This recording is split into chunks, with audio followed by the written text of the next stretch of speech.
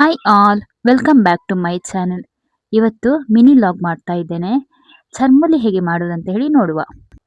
ಇಲ್ಲಿ tomato, carrot, ನೀರುಳ್ಳಿ ಹಾಗೆ ಮಾವಿನಕಾಯಿಯನ್ನು ಕಟ್ ಮಾಡಿ ಇಟ್ಕೊಂಡಿದ್ದೇನೆ.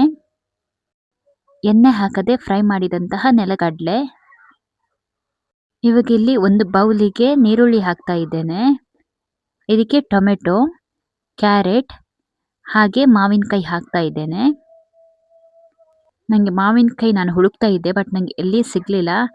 ಹಾಗೆ ಸ್ವಲ್ಪ ಹಣ್ಣಾದದೇ ಮಾವಿನಕಾಯಿ ನಾನು ಇಲ್ಲಿ ತಗೊಂಡಿದ್ದೇನೆ. ಮಾವಿನಕಾಯಿ ಹಾಕೋದ್ರಿಂದ ಸ್ವಲ್ಪ ಹುಳಿ ಹುಳಿ ತುಂಬ ಚೆನ್ನಾಗಾಗುತ್ತೆ, ಟೇಸ್ಟ್ ಸಹ. ಮಾವಿನಕಾಯಿ ಬದಲು ಲಿಂಬೆ ರಸ ಸಹ ಯೂಸ್ ಮಾಡಬಹುದು. ಇಲ್ಲಿ ನಾನು ಇವಾಗ 1 ಟೇಬಲ್ ಸ್ಪೂನ್ ತೆಂಗಿನೆಣ್ಣೆ ಹಾಕ್ತಾ ಇದ್ದೇನೆ. ಹಾಗೆ ರುಚಿಗೆ ತಕ್ಕಷ್ಟು ಉಪ್ಪು, ಸ್ವಲ್ಪ ಗರಂ ಮಸಾಲ, ಇದನ್ನೆಲ್ಲ ಹಾಕಿ ಚೆನ್ನಾಗಿ ಮಿಕ್ಸ್ ಮಾಡಬೇಕು. ಇವಾಗ ಒಳ್ಳೆ ಮಿಕ್ಸ್ ಆಗಿದೆ.